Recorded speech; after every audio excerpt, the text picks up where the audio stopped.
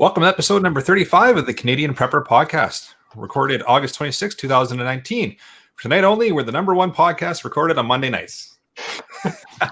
Two greatest words in the English language is default, right? Yep. Default. My name's Eric. I'm the host of the show.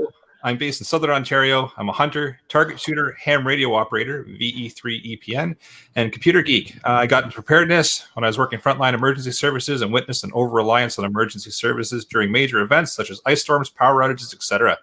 I started a small preparedness company to help people get prepared and to be able to better look after themselves for at least 72 hours, if not longer. My name is Ian, and I live on a small hobby farm in BC. I'm an outdoor enthusiast, sport shooter, reloader, field officer for the CCFR, and my farm is designated handyman.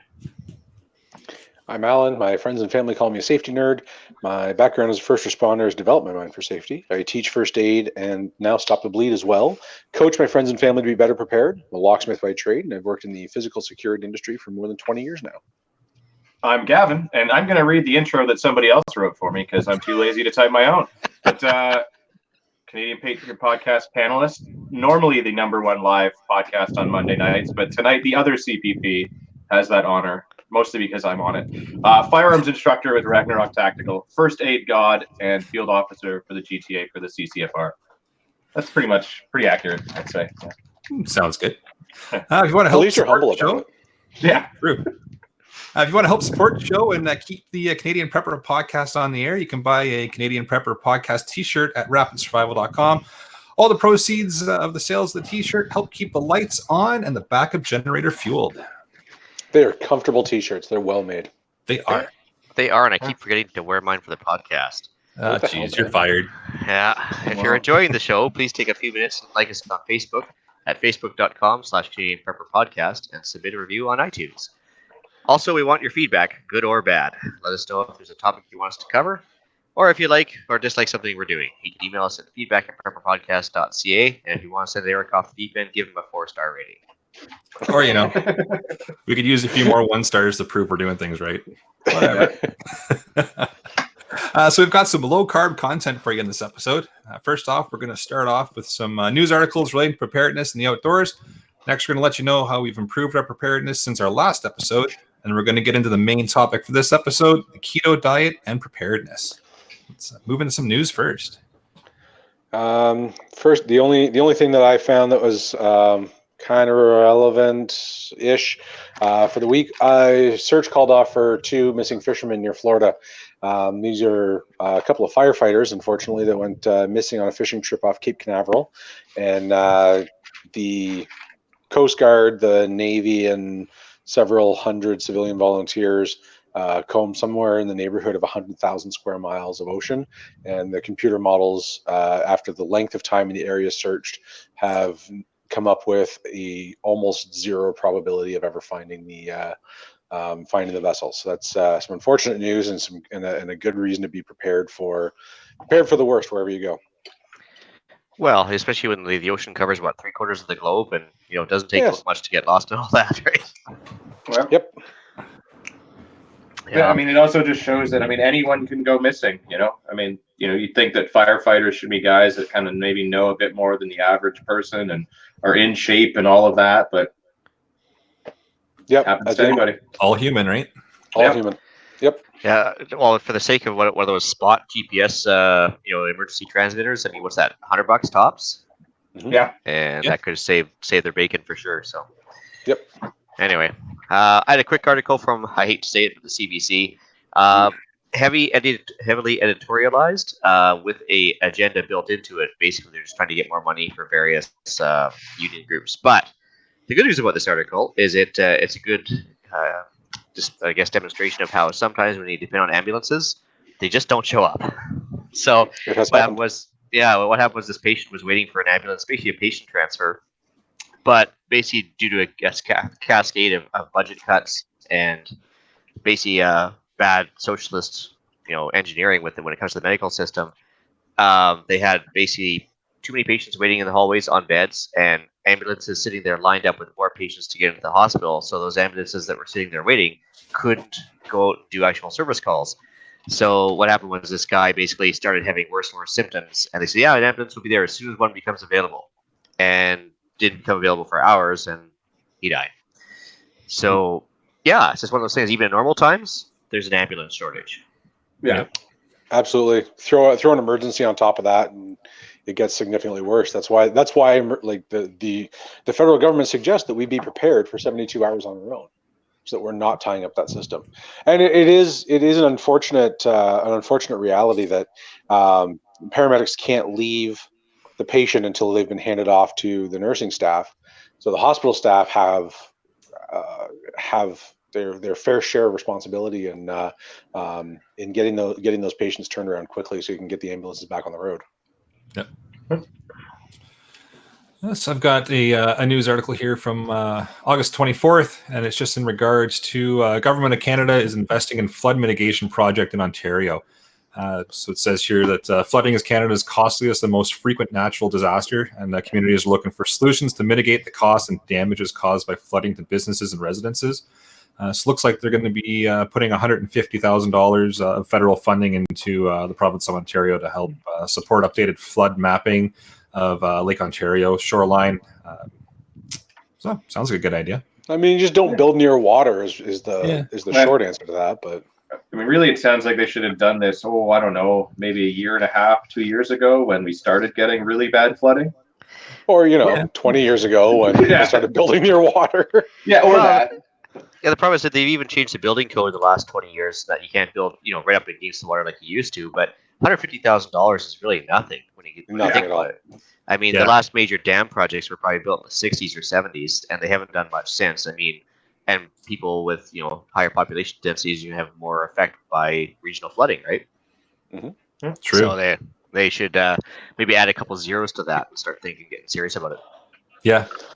Well, it really is not that big of an amount at all. But I mean, $150,000 to study it is probably a reasonable amount. It's the action part that's going to cost the real money. Yeah. Get the study. Don't live near water. Study done. Exactly right. We have pumps and pipes for a reason, Yeah. It's true.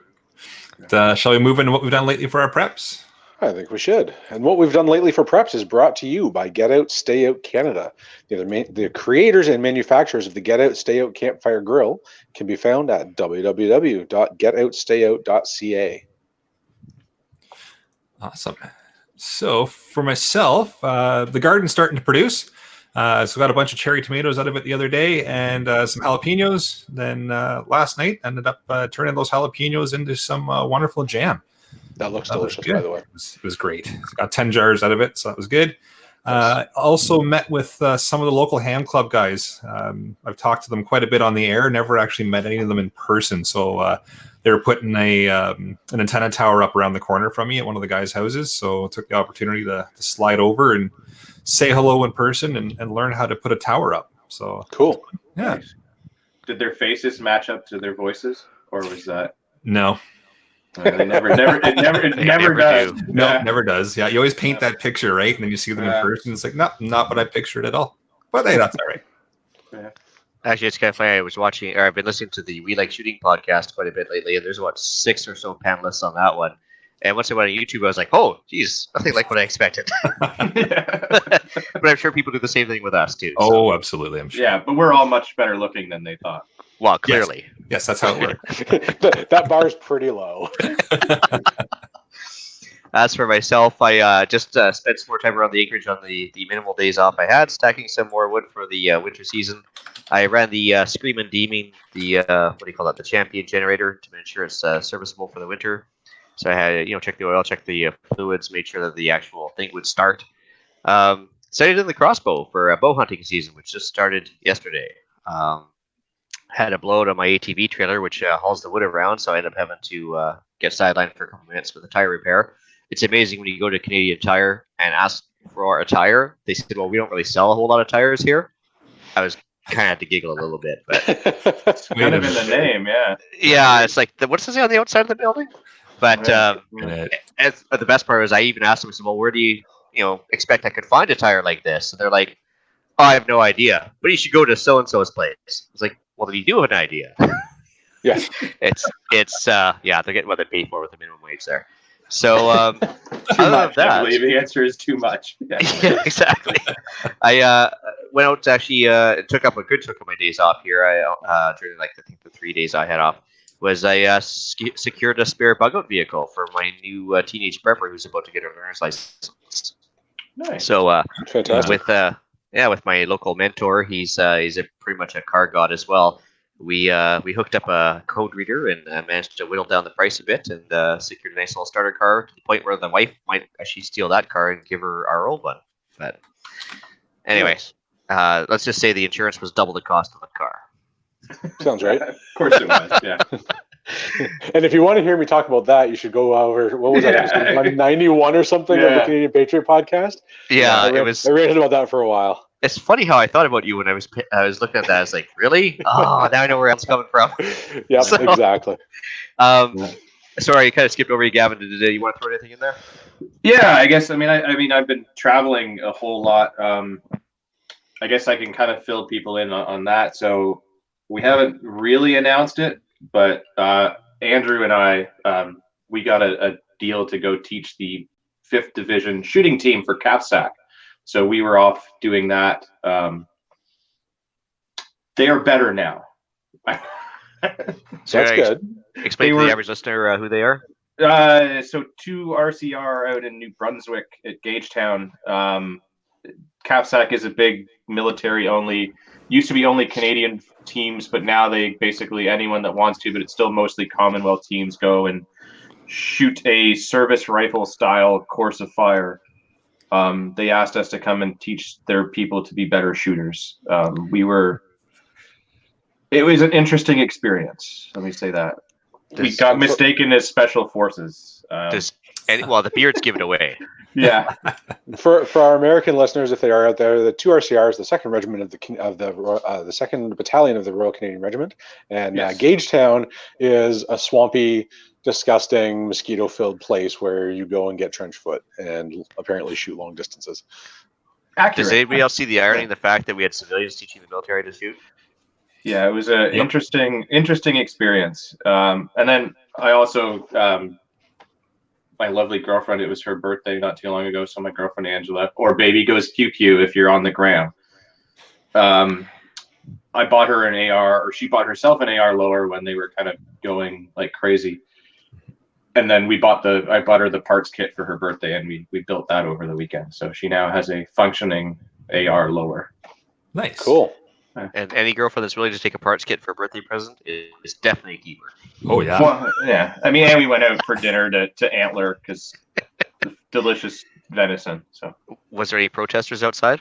No, I think they've given up on that. Very, very, very low energy protest that they gave up. That was 6 months ago? They were protesting outside of the Antler, and I think the owner sat down and had a big tent in front of I think it's more like a year ago now at this point. But they've been basically ever since the guy did that. There's been a 2-week waiting list to get a table there. Perfect. Interesting. All right. Which, if you're in the Toronto area, I'm sorry, but if you are, go there for dinner. It's excellent. Nice. Good to know. There you go. That's good to have on the list. Toronto's not that far a drive. Yeah, I mean, if you happen to be in, that turd hole. Yeah, you can make it less bad by going there. Yep. Yeah. And come on, Gavin, tell us how you really feel. Speaking of food, shall we move into the main topic of the show?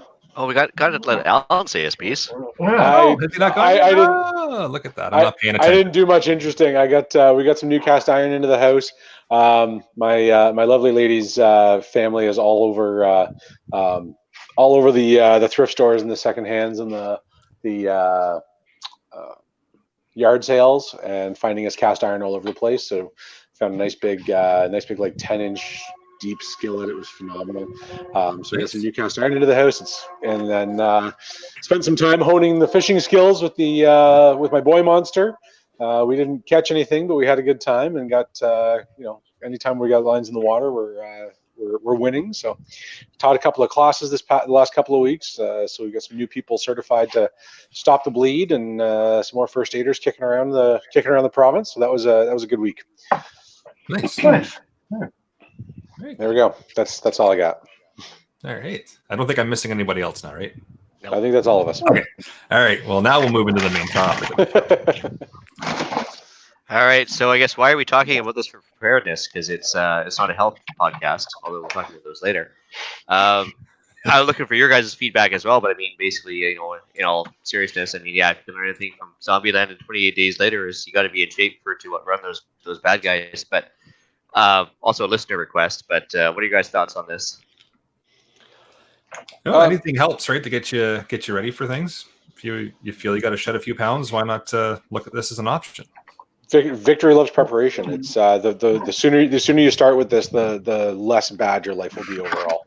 Yeah. Plus, it's an excuse to eat as much bacon as you can possibly get your hands on. Yeah. Yes. It's got to be the best part of this diet. So trigger warning for all those doctors and keto experts out there. We are not experts. And my wife will also attest that I am not an expert at all. Over and over again, if you let her. She's not listening tonight. If she is listening tonight, I'm already in trouble, so that's fine. But the wife does approve of this diet. She did study nutrition for years, and she's a certified holistic nutritionist. And trust me, if this lady who has a problem with a glass of water in certain cases says this diet's okay, you know it's been scrutinized. You have to trust me on that one. Okay, so I saw this in the show notes. She has an issue with a glass of water. Can you expand on that a little bit? Was that like an Alex Jones issue with a glass of water, or her own issue? Not the you turn of the frogs gay kind of issue. More of I said like we were having a adult discussion one day, and I said, you probably have a problem with a glass of water. And she goes, yeah, I do. If it's a cold glass of water, because it puts your body into shock, you should have a lukewarm room temperature glass of water. I was like, seriously? Yeah, so it's true. If you really dig deep down far enough into the health aspect, you can find a problem with pretty much anything. You absolutely can. Yeah. All right. So, on that note, it's a relatively easy diet to maintain. Fast. It can. Yeah. I would say. I'm gonna put easy in quotes there. Relatively easy diet to maintain, and I'm gonna also put in quotes fast results. It's all what you put into it, right? It can be uncomplicated, I think, is probably the best way to put that. Yes. Yeah. So the theory behind that, correct me please, guys, as I go along here. You want your body to enter a state of ketosis, which basically means running on either external or internal body fat and not carbs. So far, so the major theory is that if our bodies burn calories in a specific order, and we burn carbohydrates first because it's the easiest fuel. It's the easiest fuel to consume. When we don't have any carbohydrates left, we switch to fat, which is the next easiest thing to consume. And so if you starve your body of carbohydrates, then and give your body a surplus of fats, then your body will simply burn fat instead. Throw in a calorie deficit where your body is relying on its internal fuel instead of external fuel, and all of a sudden you're burning your own body fat without a whole lot of effort. Yeah, so I mean, basically the theory also being is that, like you said, if you're not taking enough calories, meaning basically as soon as you start exercising while on keto, your caloric intake is probably not going to be enough. So it's going to start using fat for your body, and it's weight loss. So the nice thing is with this diet is, whether your fat comes from avocado or oils or actual fat from meat, it creates a sense of satiety, which makes you kind of eat less. Because as you know, when you have that turkey with gravy, you feel full. Absolutely. Awesome. Alan, I think actually you're probably more of an expert on this one too, but the blood sugar spikes when you eat. Do you want to touch on that? Absolutely. Yeah. So when we eat, when we consume calories, and this happens for absolutely everybody, for absolutely everything, our blood sugar rises. Our pancreas then produces insulin, releases into the bloodstream to level out that blood sugar level, and then reduces the amount of insulin when your blood sugar level gets lower. So the harder the more sugar you put into your body.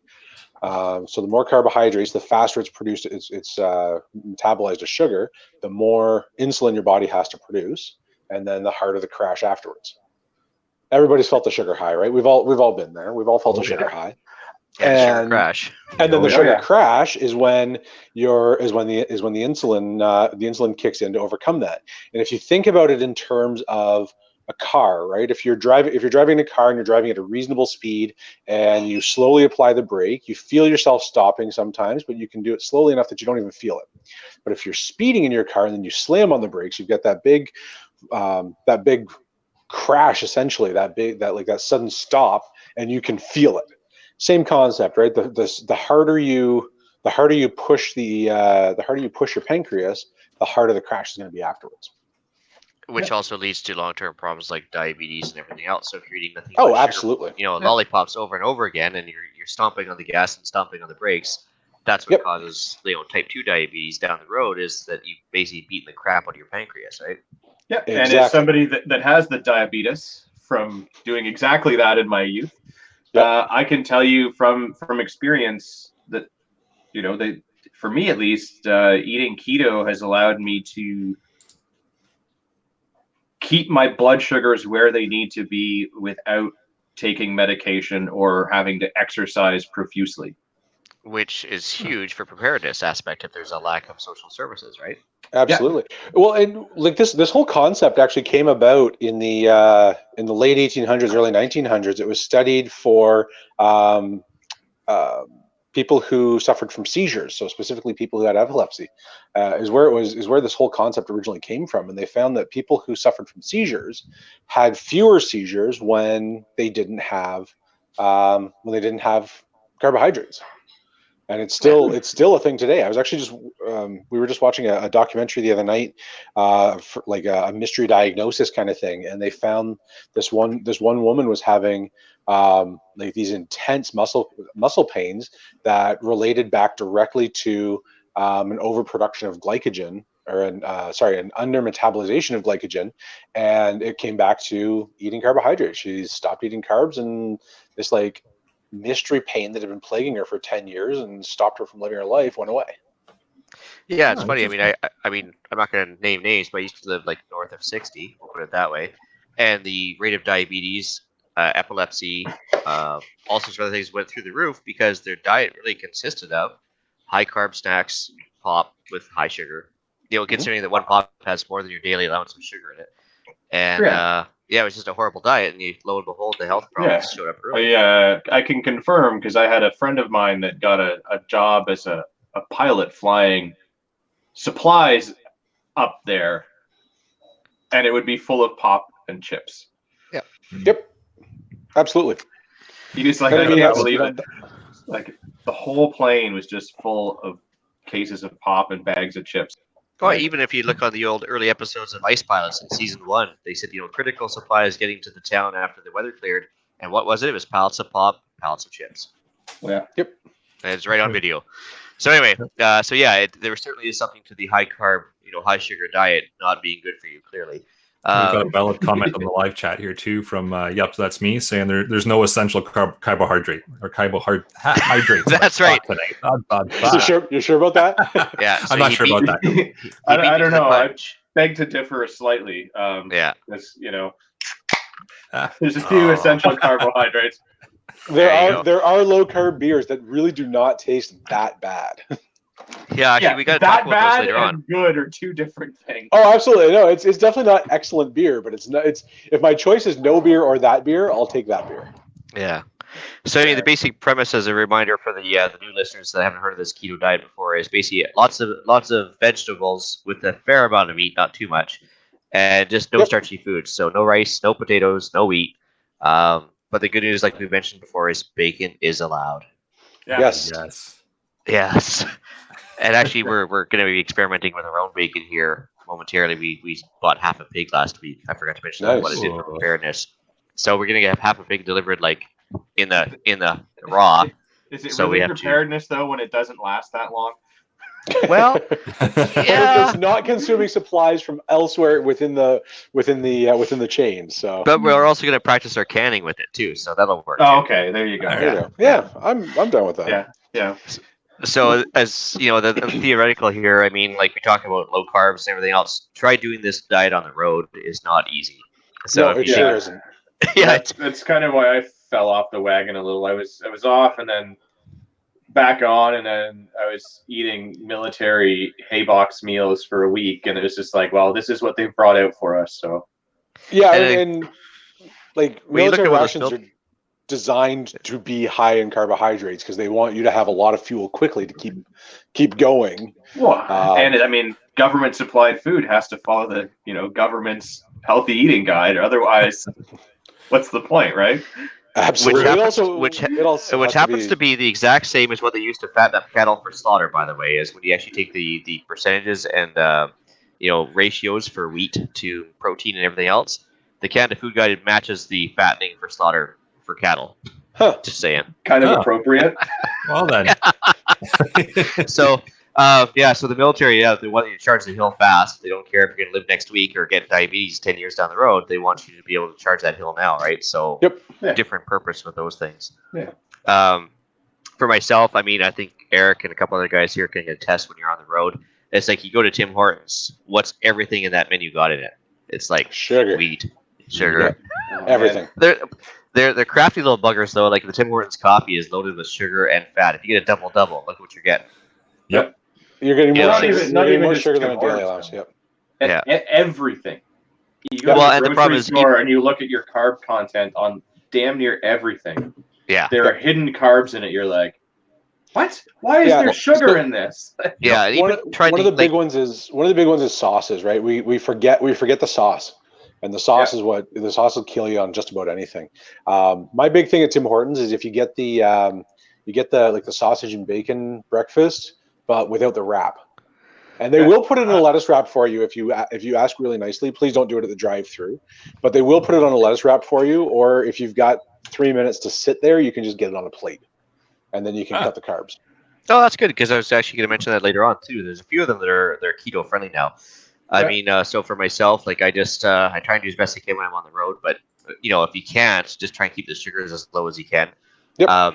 Tim Hortons, same thing. The Caesar salad, if you add chicken, take away the croutons, it's $7, and the total carbs is 1 gram because that's what's in the salad dressing. So that's actually still pretty good. The Caesar really dressing not bad. And then you throw in the fiber of having the salad on top of that, and you're probably down pretty close to net zero. So yeah, so most fast foods places like you mentioned do a lettuce wrap. So whether it be White Spot, it's right on the menu at White Spot. A&W, I think White Spot's a Western thing, but A&W they don't even blink when you ask for a lettuce wrap. nope. Yeah, so it's nice that you can do side salads at most of these places just to avoid the fries or pop, right? Yeah, Five Guys does lettuce wraps. Yep, everybody McDonald's, does if you ask for it. Yeah. Yeah, McDonald's, you can just buy the patties. Yep. Yeah, so the other thing I was going to say when you're on the road, if you go to the grocery store, just kind of stick to the periphery, like the outside ring of the grocery stores. That's usually the produce aisle and the meat aisle. You'll probably be okay. The one thing I had this. Oh, go ahead. Even within the prepared stuff, most grocery stores will have hard-boiled eggs and salads in the prepared foods area that are not so bad. Again, watch the dressing if you're getting a salad.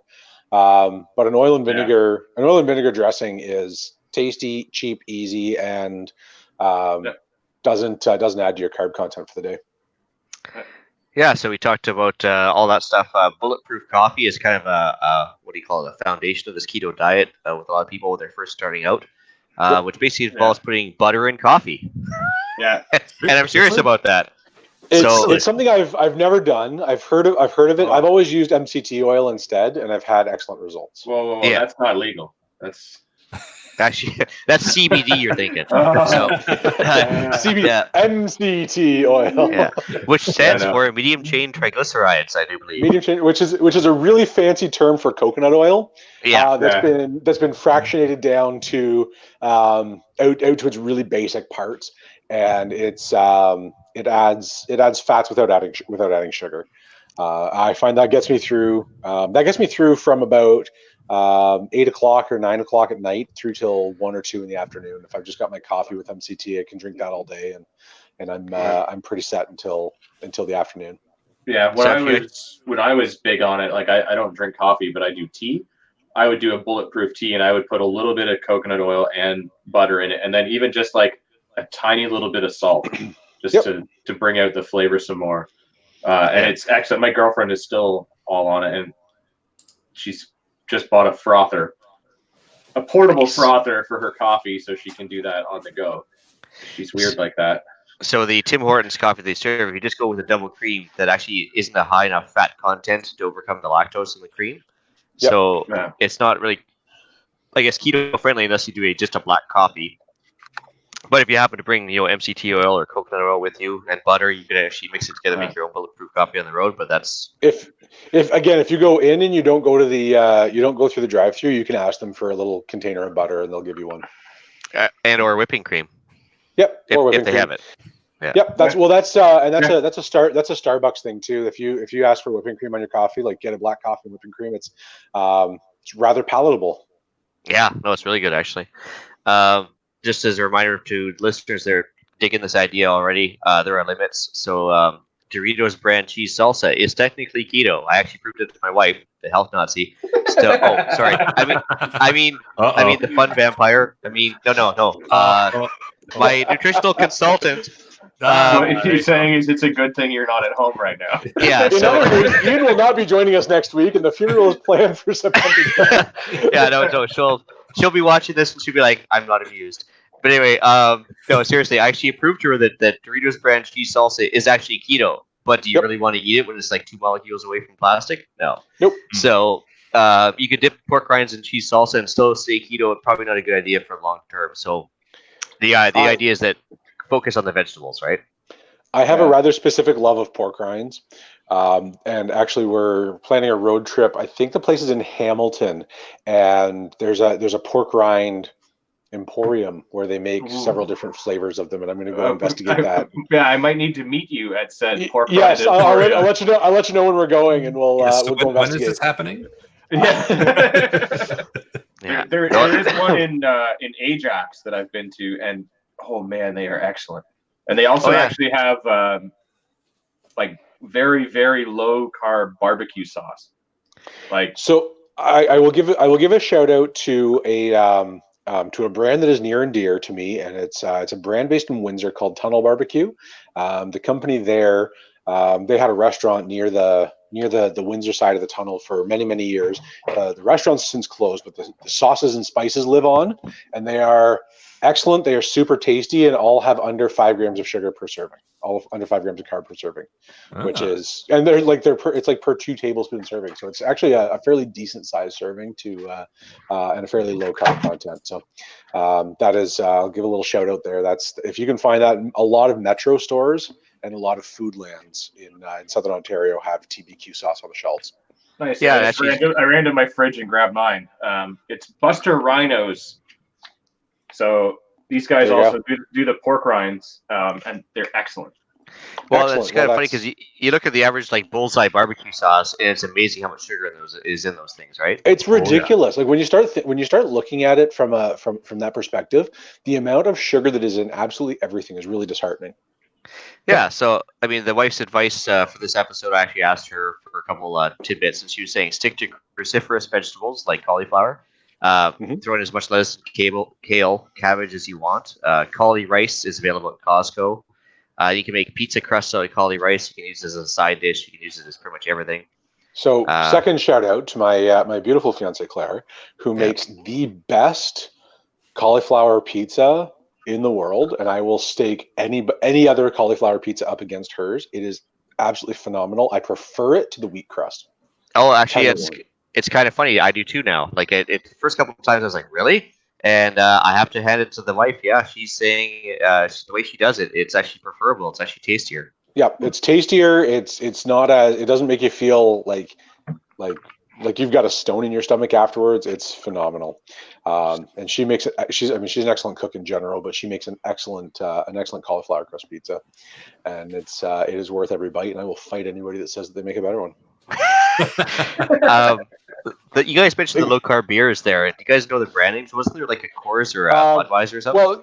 Well, there's Michelob Ultra is 3 grams per King can. That's been mine for the last couple of months. Is that's what I've been drinking. Coors, there's one. I think it's Coors Light is only a few grams as well. And sometimes it's worth it, and you just got to drink the real stuff. And Gavin, you have a bit of a recipe for some low carb drinks out there, don't you? Yeah, pretty much anything that has hard liquor in it.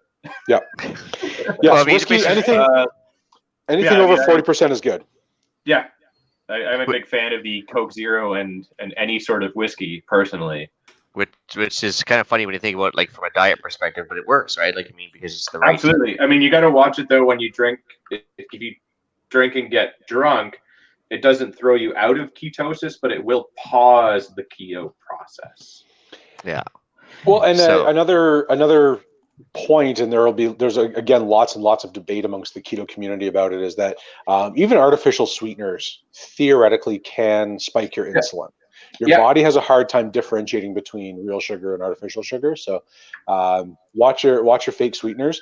That said, if it works for you, anything that you drink, anything that you put in your body that isn't sugar is better for you than sugar. Yeah, I can tell you from personal experience, if whatever you're eating has sorbitol in it, that's been known to cause diarrhea.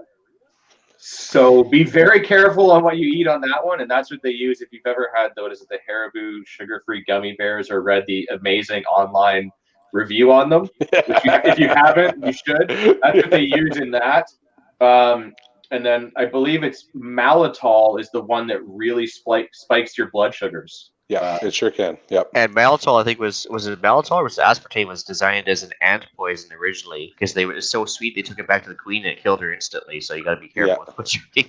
Yeah, that's aspartame. Aspartame's pretty nasty for you, but they're all bad. And in a perfect world, we would all drink nothing but tea and coffee and water. But life is better with whiskey. So that's all I have to say about that. Especially if it's in coffee. Yeah. So as a reminder, so net carbs is what I think we're looking for with this diet. So you don't really have to watch much of anything as far as what you eat goes per se, but read the nutrition info on anything you're taking into your body. So the basic rule, you guys can correct me here, is carbs minus your fiber count is your net carbs. Yes. Again, there are within the keto community, there's great debate whether you should be counting net carbs or total carbs, and counting fiber as a bonus. Of course, your target carb should be as low as possible, and then if there's fiber there, then that's even better. But net carbs is a good kind of easy way to keep track of it. Yeah, I've always kind of aimed for 20 grams of net carbs and sort of no more than 50 gross carbs is personally. Yep. Yeah. So my wife is a little more ambitious. She was always trying to go for 15 net carbs, which is very hard to do. Yeah. But if you read the nutrition info, I think we had a chat about this about 3 or 4 months ago. We actually looked at a package of macadamia nuts from the dollar store. It actually ended up being a negative carbs because the fiber was so high. Yep. Huh. So then you can eat all the ice cream you want, so long as you just eat enough macadamia nuts. To offset it.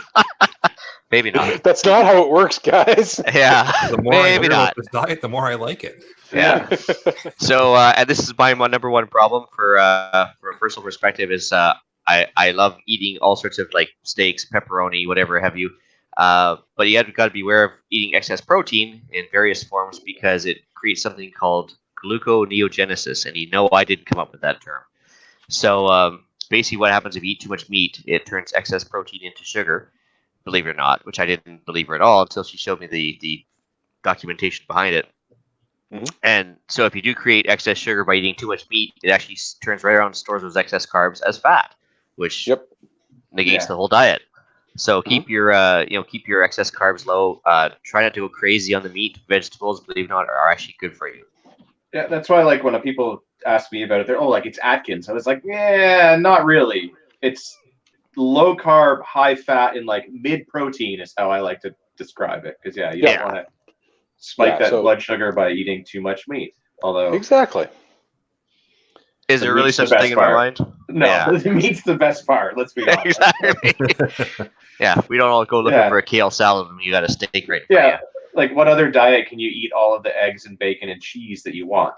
Yeah. My favorite thing to do is cook a bunch of bacon in the pan and then crack a few eggs into it and cook the eggs in the bacon grease. Oh yeah. It is Absolutely. The best. So I was little bit of salt and actually pepper. frying my bacon in butter. Oh yeah. I mean, my wife actually this morning made out those chaffles I forgot to mention earlier. So cheese and egg waffles. So you take cheese and eggs, put them in the waffle iron, and it actually tastes like a waffle without the wheat, and it actually worked really well today. That was the first time we had that. But we made one time cheese taco shells. Yes. And that's all I'm going to say about that. Yeah. Apparently, Costco, at least some of them have them that you can go pick up. Yes, the ones near us don't. I know most of the ones stateside do, but I haven't seen them in Canada. But cheese. Yeah, they're like cheese tortillas and cheese taco shells, and they are. I mean, it was really rich. Like normally, I could eat 300 or so tacos. I got like one or two of these ones down because there's so much food in a cheese taco shell. But it was oh man, was it ever good? Yeah, and that's kind of the one neat thing that I found about this diet. Like, I mean, like we were saying earlier, like you still have to count your calories and make sure that you're getting enough or not too many, because as low as your carbs are, if you eat like 1 million calories in a day, you're going to get fat. Like, absolutely.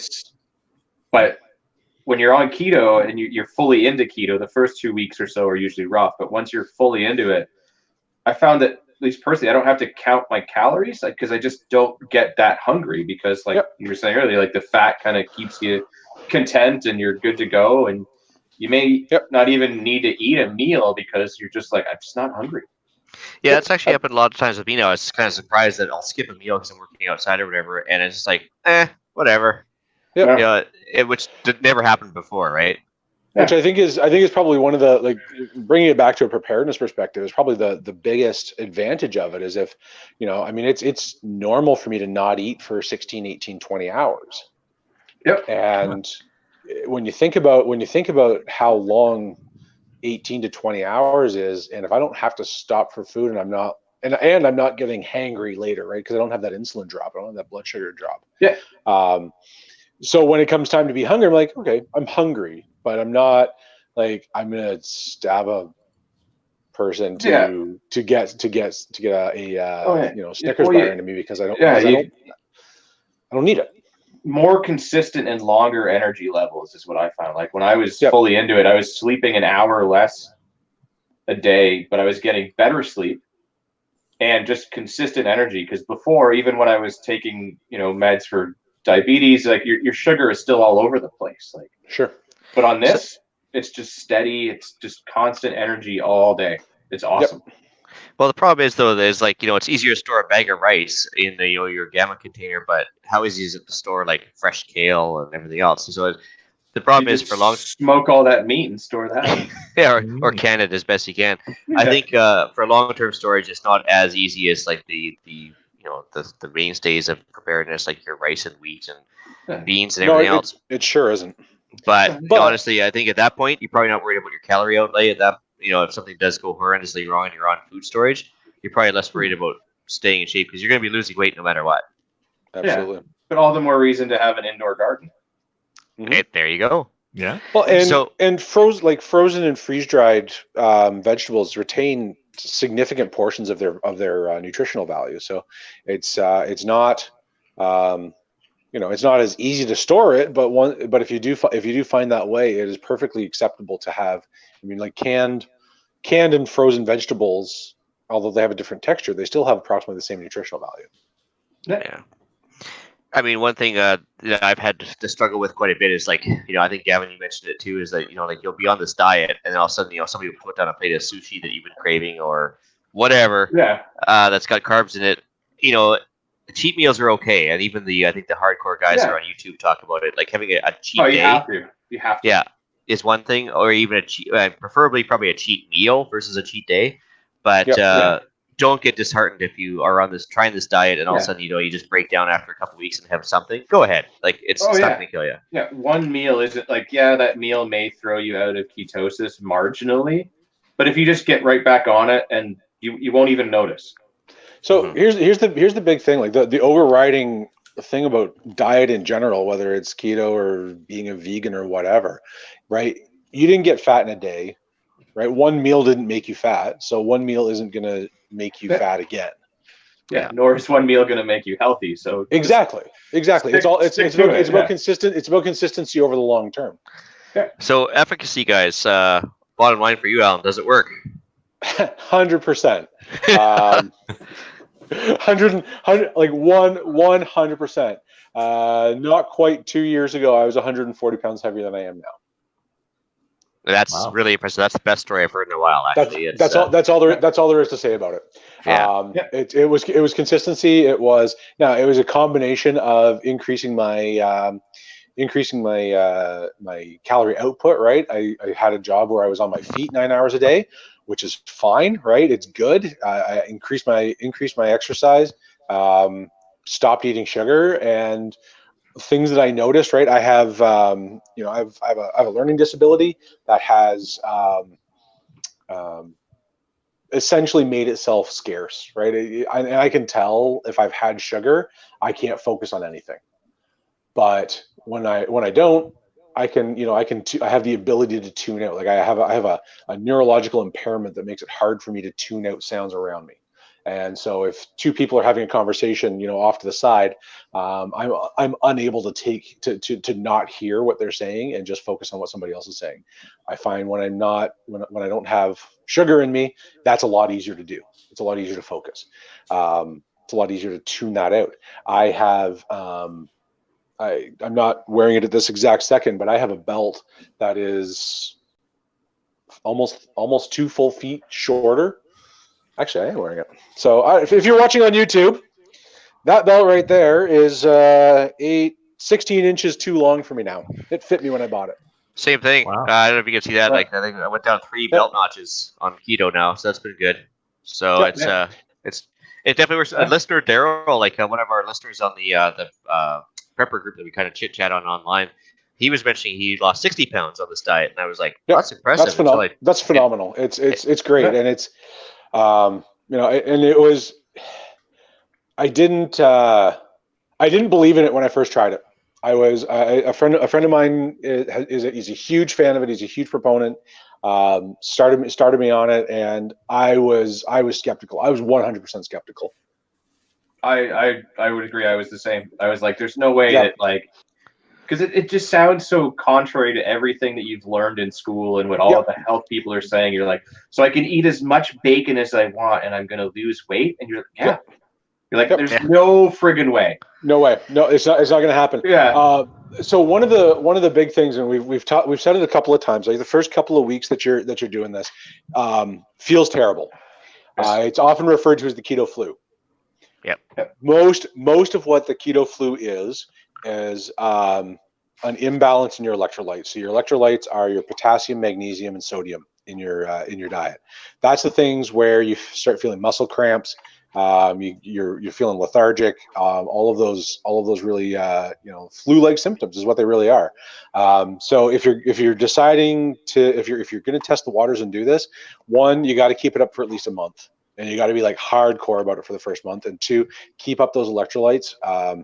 And keep it up without sugar. So Gatorade Zero, no sugar, very low in artificial sweeteners. Awesome. Now that they have that.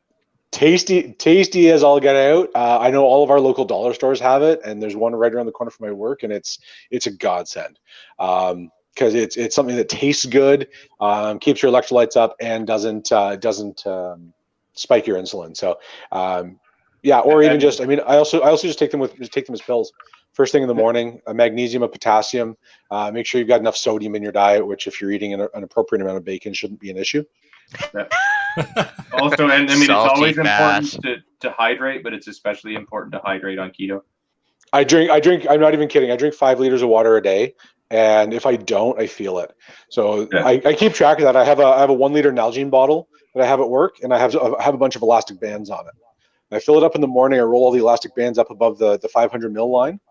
And every time I fill it, I roll it down. And that way it's become kind of my challenge in the day is to have it down, roll it down 2 or 3 times before lunch and 2 or 3, twice more after lunch. And that keeps me hydrated. Now I also drink a ridiculous amount of coffee, which offsets that. But but also the fact is that you usually detox the body. So as you're shedding that fat, that who knows what you're eating back then, but there's still some bad stuff in that fat. So as you use that fat, it's putting bad stuff into your body. Yep. And I can tell you exactly what I was eating then. I drank multiple liters of Coke a day. and chips and chocolate bars. I lived on that. Right? I could eat pizza 6 days a week without any hesitation. Right? Yeah. So I mean, as you use that fat, that water is being used to flush out the system from what the it's kind of like when the junkie detoxes by losing their weight. They get high again off the fat in their body, right? Yep, 100%. And the old saying goes, right? The more water you drink, the less you retain. Yeah. So actually, one thing we should touch on too is part of this diet. If you use keto and IF, which is referred to as intermittent fasting, that kind of amps up the efficacy of this thing. Have you guys tried that as well? 100%. I regularly go 16 to 20 hours. I usually stop eating about 9 o'clock at night. Don't eat until noon or 1 the next day. Go to the gym first thing in the morning. That took a little bit of getting used to, but once I kind of found my rhythm with that, I love breakfast. Like I love breakfast. It's a little disheartening because I work during the day, so going to go to the gym at 5 or 6 in the morning, and I don't eat until noon. But now I eat my bacon and eggs when I come home for dinner instead. Yeah. I mean, what I try to do is like I try to cut myself off in the evening, like right around 6 p.m. And then I try and make it all the way, like do the morning dog walk where I go see my bears and do my hunting, scouting and stuff. So by the time I get back from that, it's usually 7:38 in the morning. So at least I've got 14 hours right off the bat. I mean, I think if you're gonna do IF, 12 hours is a good place to start because it's not easy to do 16 hours right off the bat. It's definitely not easy. And the hardcore guys can get up to 20. I try to keep it around 16 for me, especially with work. It's 16 hours seems to work best. I mean, I never really focused on doing that, but I mean, like I said, just because I just wouldn't be hungry. There were certainly days where that would be normal. Like and when your blood sugar is not dropping, you don't feel that hunger pang. You don't get that crankiness. And it's even if you're hungry, it's easier to ignore because it's not affecting your day-to-day operation. And another maybe interesting part, at least what I've found in my results, that kind of relates to preparedness, found I didn't have to go to the bathroom as often. Yep. And when you do, it doesn't take as long. It's easier. Oh no! Try eating chia, see what happens. It'd be like I crunch out a ball bearing or two, and then I'm good to go for like the next 3 days. It is definitely a high efficiency, low waste diet. Yep. I'm kind of reminded of that scene from Dumb and Dumber when Louie gets the turbomax, but it's definitely effective for sure. If you're living in the woods because it's the end of times and you just don't want to go to the bathroom, you won't. Well, you don't want to get off sentry duty for that long, right? You gotta maintain the gates. Yeah. Yep. So it is like the benefits are there. Just the big thing to remember if you're going to try this, it's carbs or fat, not carbs and fat. If you're going to go, you got to go all in head first. There's no testing the water, and you got to give it a month. And once if anybody that I've talked to that started it and they've given it that month and they've gone hardcore with it, they don't go back because it's just you feel so much better. I mean, you're physically feeling lighter, but my knees don't hurt. I don't snore anymore. Like all of these things just get so much. Things just get so much better. Yeah, there's even a few like camping meals and stuff now that have taken up the keto thing. I think it's Next Mile meals or something like that. So you can get the dehydrated low carb meals and stuff like that if you're into beef camping. Jerky? Yeah, and you're into camping and doing all that outdoorsy stuff where you want I don't want to bring all this food to cook. You just pre-cooked and bagged meals, just boil water, pour it in, but very low carb. Well, you mentioned the fat. Sorry, if you want to, carbs or fat, you were mentioning. Just remember the fastest way to gain weight is carbs and fat. So absolutely, you're dancing on a razor blade with that one, right? Yeah. One of the guys I work with is the exact opposite of me. Like he's not tall. He's really, really skinny. He's trying to put on weight, and he lives almost exclusively on pizza. It's like it's carbs and fat. I mean, he's doing it this in a controlled environment with a personal trainer. So he's putting on weight as muscle, but like the amount of mass that he's gaining by eating carbs and fat together is noticeable in the exact opposite way of how I'm not eating, of how I'm losing it. It's actually, it's rather entertaining because we're the exact opposite with similar goals. Yeah, I have a friend that body builds, and that's basically like his caloric intake is ridiculous, and like the meals that I see him eating when he's bulking up are just like, my God, man, like that's 4 or 5 meals all in one for one meal. Yeah.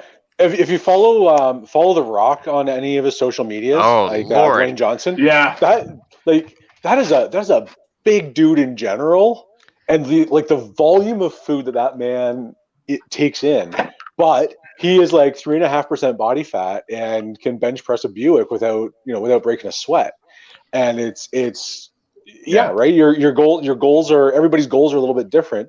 And actually, the guy that got me into this, he's a gun nut and an IPSC shooter and all kinds of wonderful things. But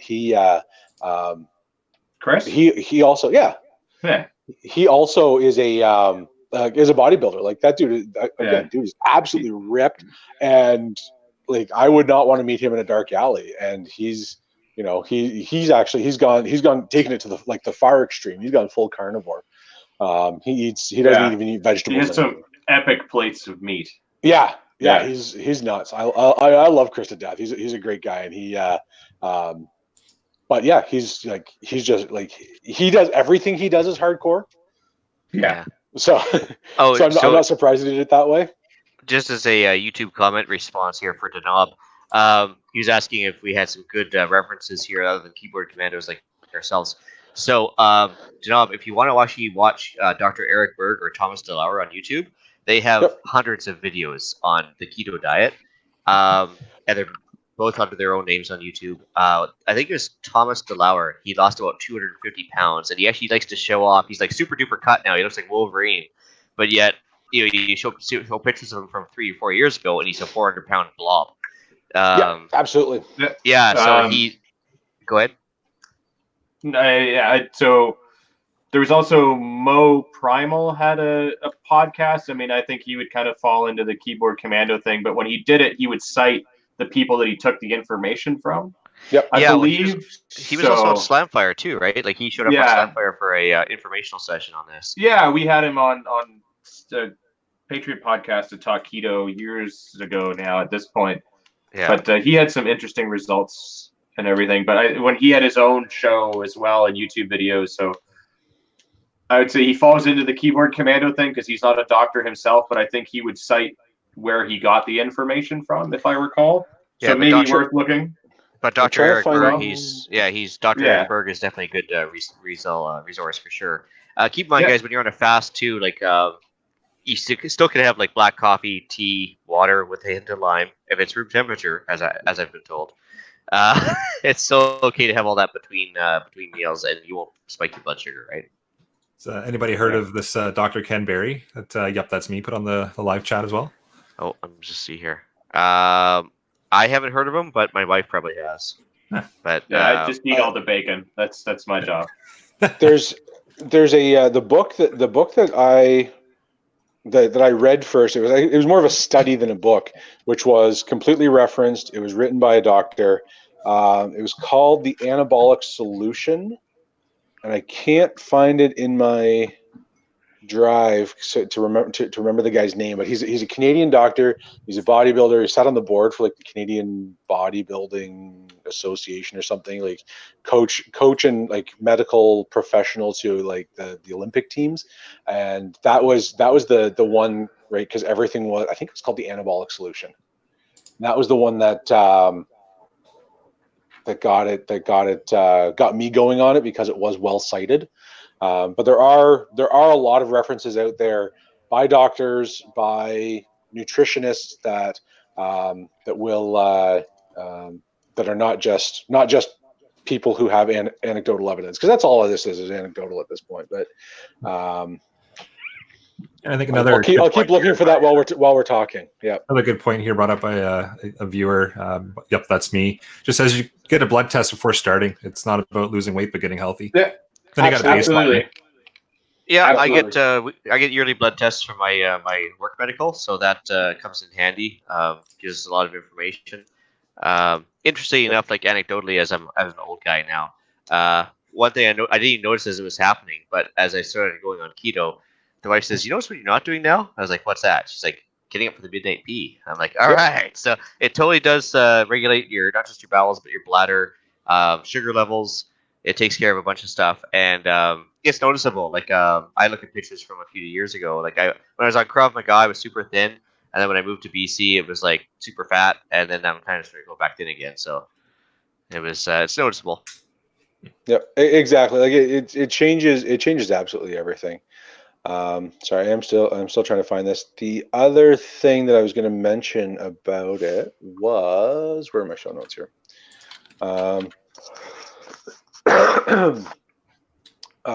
It was just the idea of being able to function at a high level, right? We if everybody saw who was it? Kevin James was Paul Blart, the mall cop. You guys remember that movie? It was an absolutely terrible movie, but it's certainly an indicator of what happens when you rely on sugar, right? That like he was at a critical moment in the movie, and things were about to go really well, and he was about to save the day, and then 3 feet from the button to make life better, passed out because he didn't have his Snickers bar, right? And it is absolutely a it is absolutely a thing that happens, right? If you crash at that critical moment, you're not doing anybody any good. Oh yeah, you should watch teenagers right now when they go off their carbs for a while. It's entertaining to watch. Yeah. They don't want to hear it though, but No, of course they don't want to hear it. They know everything. no, exactly. What's Just the worse, mouthfeel that though? provides money. So What's worse though, being on carbs or being on soy? What's the? Well, carbs are soy, so yeah, but soy has extra side effects that tend not to work out well long term. Yeah, that just regular carbs like beer don't have. Yeah, like there's no xenoestrogens in beer. So anyway, moving along. Yeah. Anything else to add in on the topic here, or shall we move into the podcast challenge? I think I've said everything I need to say about this. I think we've beat that pretty hard to death. Pile of bacon, pretty hard. Yeah. Yeah. All right, off to the podcast challenge then.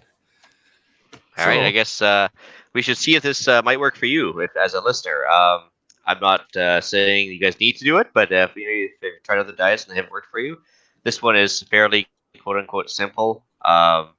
Just give it a try if you're interested at all. I mean, it is life changing for some, and it's certainly beneficial for others, and other people it just doesn't work for them. But just give it a try. Yep. Yeah, and then flip us an email at feedback@prepperpodcast.ca. Let us know what worked out, or if you've already done it and you're either still doing it or you've figured out some tips and tricks. Flip an email in and we can get it out to the listeners. And if you have any questions about it, I mean, between Ian, Gavin, and I, we've got a fairly broad range of experience. We might be able to help point you in the right direction if you are so inclined. Awesome. I'm more than happy to answer questions. Yeah, how about some upcoming events? Hey, Gavin, do you want to cover off TACCOM? Yeah, TACCOM is coming up September 6th, 7th, and 8th, or 5th, 6th, and 7th, something like that. I don't know. One of those. Thursday, Friday, Saturday, Saturday, Sunday. That's the time. Too much sugar on the brain. I'll be there working the Ragnarok Tactical booth, the best booth, booth 413. So come on out, say hello. There'll be a bunch of other famous internet celebrities there. I thought it was going to be the master. Well, who's the master of ceremonies for the Master Ken will be the master of ceremonies and doing a live show on this Saturday. I happen to have caught a show of his about a week and a half ago now at this point, and it was excellent. Master Ken has a YouTube channel. Is utterly epic as far as comedy goes. I wish I could go down there and just beat the guy and get a picture like you did. That was pretty awesome. But it's TACCOMcanada.com, and it's at the International Center right near Pearson Airport in Toronto. Do you know how much admission is by any chance? It depends on if it's a single day or a full day or like a full 3-day pass.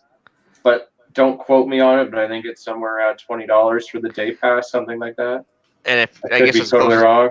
It's closest you're going to get to SHOT Show outside of the States, right? Pretty much. This is the largest gun show in Canada, and it is way larger than it was last year. This is its second year. It's going to be awesome. Absolutely awesome. Definitely come out and say hi. I'll be there. Hopefully some of you other guys will pop in and say hello if you're in the area. It's not quite Toronto. It's technically Mississauga. So you say that like it makes it better. It does, marginally. Yeah. Is there any, other than crossing a street with a political division, is there any difference between Toronto and Mississauga really anymore? Yeah, there is. Okay. One's Property Toronto, one's taxes not. are a lot lower. Yeah. One has Toronto police, one has Peel Regional Police. Yeah, There you go. Yeah, one's slightly less militant than the other. Ah, excellent. Well, I've got a upcoming event as well. Not quite as big as TACCOM Canada. Certainly a lot more demographically different than that as well. Is the Parksville Gun Show. I will probably be the youngest person there by about 20 years. September 15th in Coombs, BC, which is pretty much the middle of nowhere, but it is a quirky little tourist trap at the Coombs Fairgrounds, right next to the infamous Goats on a Roof. Don't ask me, you'll have to look that one up. 8:30 a.m. on the 15th, I'll be at the CCFR booth handing out pamphlets, trying to get people to join the good fight for our firearms rights. And then Chris Gilmour is putting on a course October 5th and 6th in Guelph, Ontario. It's Wilderness Survival Essentials. He's charging $260 plus tax for the course. There is a link for it, but it's quite a long link, so I'll leave it in the show notes if anybody wants to check it out, or flip me an email and I can email you the link and details for it. That's coming up October 5th and 6th in Guelph. Cool. Yeah, so let's move into some shout-outs. I'll shout out our old gun nuts friend and competitive shooter Chris. He got me on this in the first place, and it was got me to where I am today. 140 some odd pounds lighter. Nice. Awesome. So thanks, Chris. I know you're listening out there. You the man. Got a quick shout out just to the local ham radio club here for showing me the ropes the other day and setting up an antenna tower and how to get her in the ground and get her secured and all pointing in the right direction. So that was great, and they gave me a couple of ideas for getting some antennas set up at my place. So greatly appreciated. All right, I'll send one out to the Island Mentor. He's a listener as well as a very good resource and a very helpful person in general. Helped me in securing the vehicle that we just got. That was very much appreciated. Also, a little shout out to the wife who has a good sense of humor, obviously, listening to me in general. But she hasn't relented on my premise that being in shape does count when I mention that round is a shape. You're not wrong. Yeah, I mean, she told me I had to get in shape. I was like, well, round's a shape. What's the problem? Yeah, no. Turns out not. Yeah. Hey, didn't some email and iTunes reviews. I had one YouTube comment from Cameron Zilla Gaming that he said that we have one of those GoSo grills, get out, stay out grills. They are great. That was his one sentence review. Awesome. That is good feedback. I can't wait to try one out and see where it takes us. I'm gonna bring a demo one out with me when we're doing the big annual fishing trip in about a week or so here. So I can take it out to the middle of nowhere with me, and we're gonna cook a meal on it and see how it goes. Cool.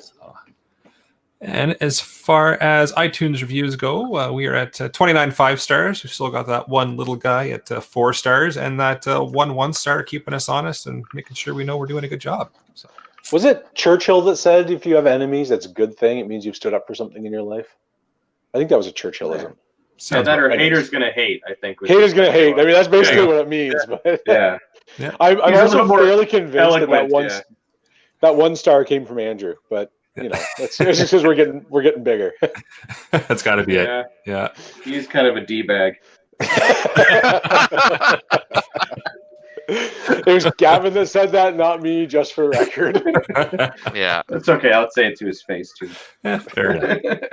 As far as the inbox goes for email, it's empty. So nothing. That's sad. Yeah.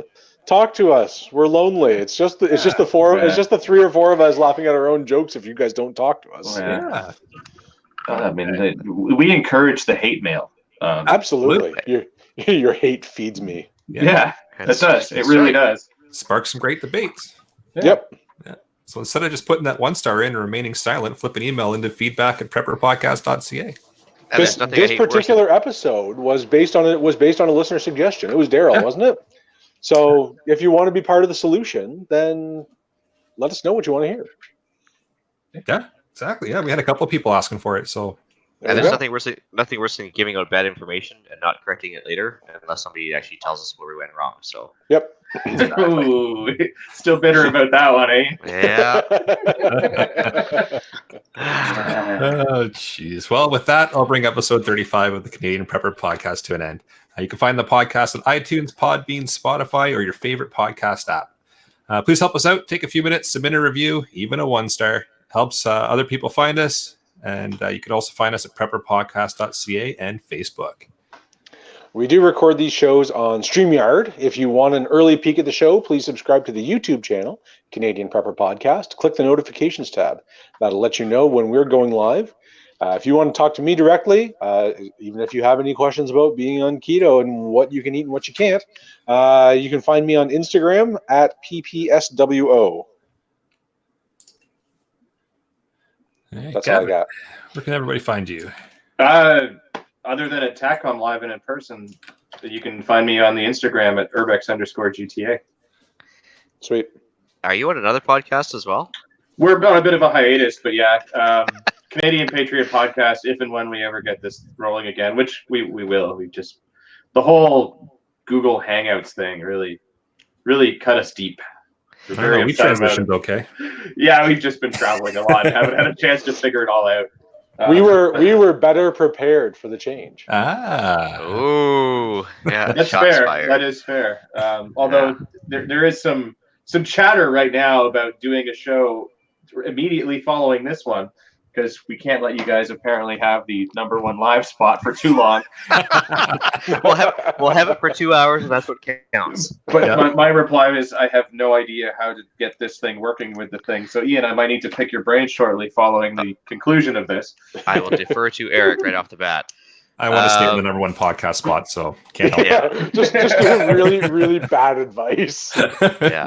All right, so if you need to get a hold of me, you can reach Ian directly by emailing me at islandretreat@gmail.com. You can also find me on Canadian Patriot Podcast when it resumes broadcasting, also available on iTunes and YouTube. There you can find us discussing government waste, squirreling off on the odd firearms-related banter, and exposing the daily loss of freedoms we face. Awesome. Jerks. Government jerks. Check out Rapid Survival at rapidsurvival.com. You can get me there in the live chat while you're buying some prepper gear. You can also email me at feedback@prepperpodcast.ca. So thanks for joining us, and you can tune in for the next episode. We're going to be covering off canning and the fall harvest.